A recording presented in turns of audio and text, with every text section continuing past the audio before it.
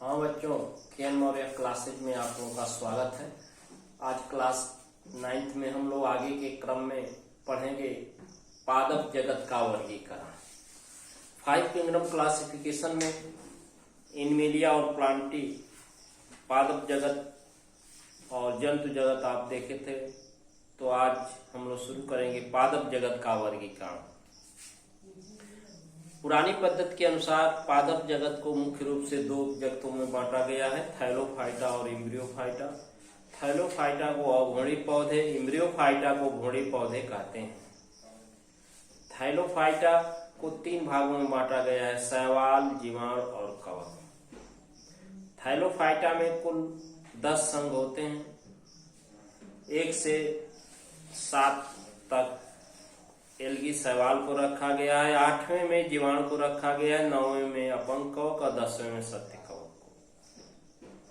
जबकि इम्ब्रियोफाइटा में आपका आता है ब्रायोफाइटा, टेरिडोफाइटा, जिम्नोस्पर्म, एंजियोस्पर्म इत्यादि आते हैं।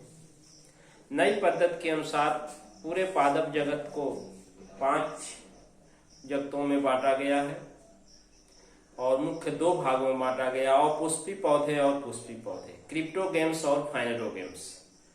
अपुष्पी पौधे क्रिप्टोगेम्स में थैलोफाइटा, ब्रायोफाइटा, टेरिडोफाइटा 3 आते हैं और पुष्पी पौधे फाइनेरोगेम्स में जिम्नोस्पर्म और एंजियोस्पर्म आते हैं। बच्चों चलिए चलते हैं। तो क्लासिफिकेशन पादप जगत का वर्गीकरण, क्लासिफिकेशन ऑफ प्लांट किंगडम। पादप जगत का वर्गीकरण जो है, बॉडी स्ट्रक्चर, शारीरिक संरचना की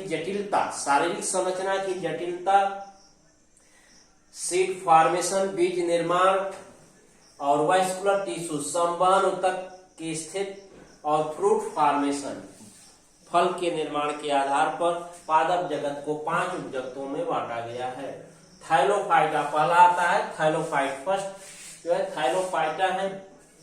इस प्रकार के पौधों में जड़ तना पत्ती का बच्चों अभाव होता है, जड़ तना पत्ती नहीं पाई जाती है।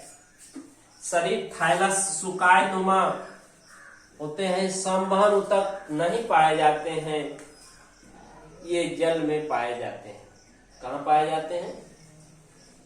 इन्हें शैवाल भी कहते हैं। क्या कहते हैं? इन्हें शैवाल। यूलोथ्रिक्स और स्पाइरोगाइरा आते हैं। क्या आते हैं? यूलोथ्रिक्स और स्पाइरोगाइरा। इसके उदाहरण है यूलोथ्रिक्स, स्पाइरोगाइरा, क्लेमाइडोमोनास। ये सब एल्गीज है, शैवाल्स हैं। ऑटोट्रॉफिक इन नेचर, स्वपोषी प्रकृति के होते हैं, क्योंकि इसमें पारहरिम हरित लौह पाया जाता है। दूसरा आता है ब्रायोफाइटा बच्चों।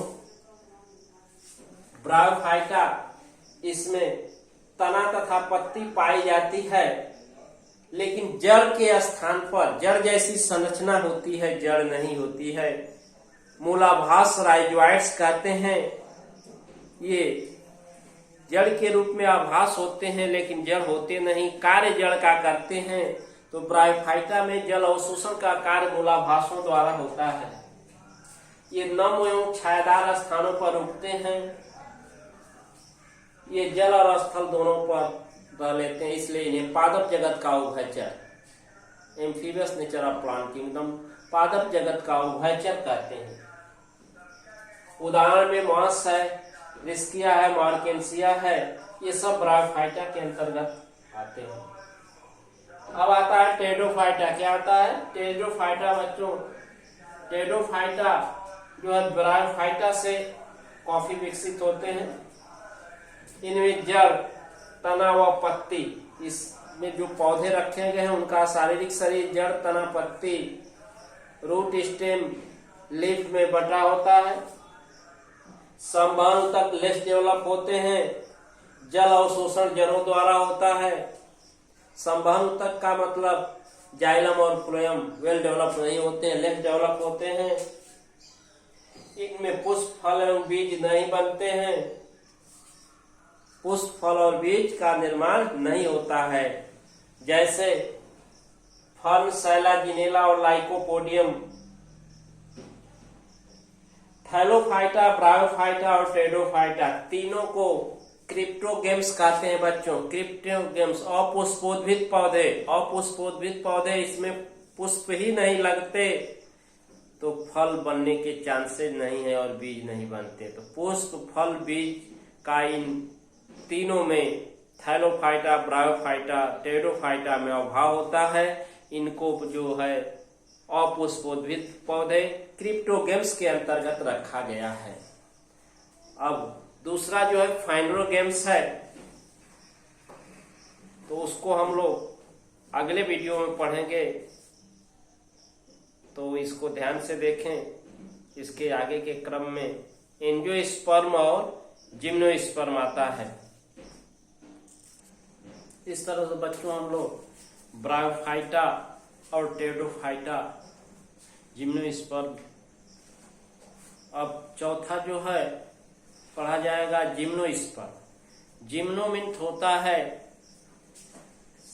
नेकेड और स्पर्मा means seed, naked seed. Greek word दो शब्दों से मिलकर बना है, जिम्नो और स्पर्मा। जिम्नो का अर्थ होता है बच्चों नेकेड और स्पर्मा का अर्थ होता है सीड, अर्थात नेकेड सीड, अर्थात नग्न बीजी, अर्थात फल का निर्माण इसमें नहीं होता। Gymno means naked, स्पर्मा means seed, नग्न बीजी पौधे कहलाते हैं। क्या कहलाते हैं? नग्न बीजी पौधे कहलाते हैं। बच्चों इसमें जड़, तना, पत्ती एवं संवहन ऊतक पूर्ण विकसित होता है। संवहन ऊतक जाइलम और फ्लोएम में विभेदित होता है। संवहन ऊतक क्या होता है? पूर्ण विकसित होता है, और जाइलम और फ्लोएम में विभेदित होता है, अर्थात जाइलम जल का और फ्लोएम भोज्य पदार्थों का संवहन करता है।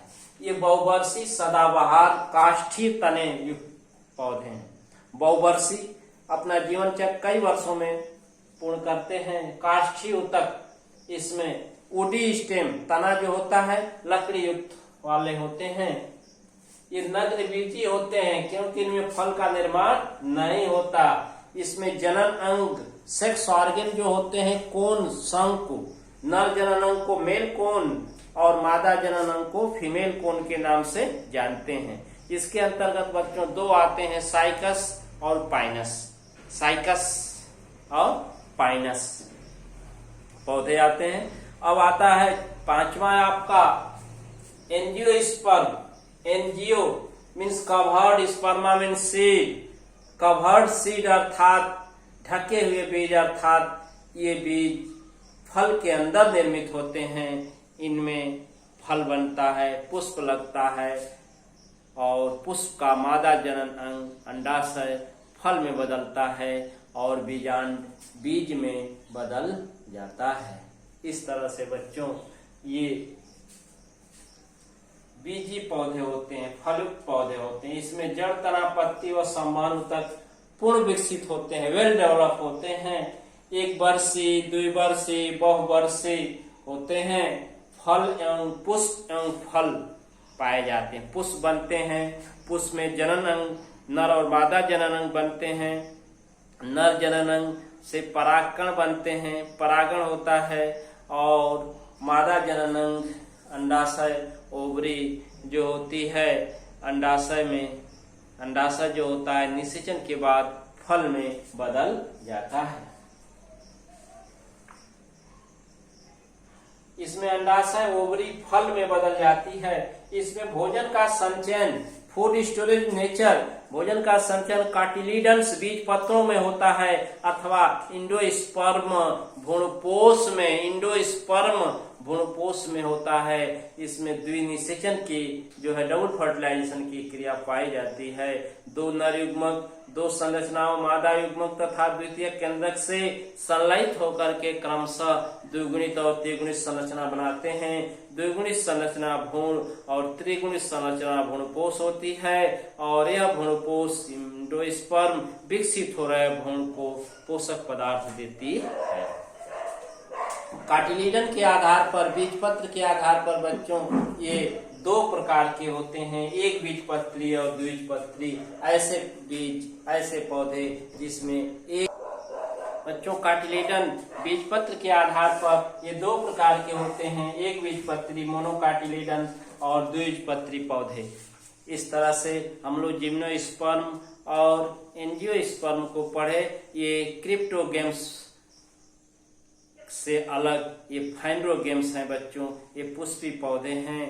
ये एंजियोस्पर्म में पुष्प लगता है, इसमें जनन अंग, नर और मादा जनन अंग बनते हैं और इसमें फल का निर्माण होता है। इस तरह से हम लोग ब्रायोफाइटा और टेरोफाइटा में अंतर सबसे पहले जानेंगे।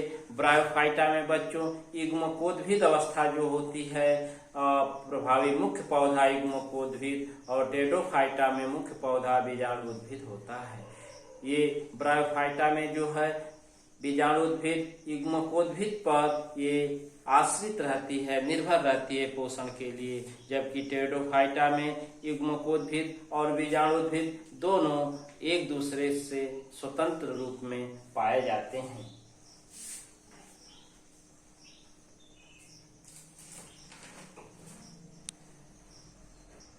इस तरह से बच्चों ब्रायोफाइटा और टेरोफाइटा में अंतर स्पष्ट रूप से फिर एक बार सुन लीजिए। ब्रायोफाइटा में मुख्य पौधा युग्मकोद्भिद होता है और टेरोफाइटा में जो है मुख्य पौधा क्या होता है, बीजाणुउद्भिद होता है। ब्रायोफाइटा में जड़ तनापत्ति नहीं पाई जाती है और लेकिन टेरोफाइटा में जड़ तनापत्ति पाई जाती है। और ब्रायोफाइटा में बच्चों जो है युग्मकोद्भिद अवस्था, बीजाणुउद्भिद अवस्था युग्मकोद्भिद अवस्था पर निर्भर रहती है, जबकि टेरोफाइटा में युग्मकोद्भिद और बीजाणुउद्भिद अवस्थाएं दोनों एक दूसरे से स्वतंत्र होती हैं। इसमें जो होता है ब्रायोफाइटा में बच्चों संवहन ऊतक नहीं पाए जाते हैं, लेकिन टेरोफाइटा में पाए जाते हैं। इसमें जो होते हैं पुमड़ बच्चों ब्रायोफाइटा में द्विकशावकी द्विपक्षकी होते हैं, जबकि टेरोफाइटा में पुमड़ बहुकशावकी होते हैं, बहुपक्षकी पाए जाते हैं। इस तरह से ब्रायोफाइटा और टेरोफाइटा में अंतर हो गया। बच्चों इस वीडियो को पूर्ण रूप से देखें। Thank you.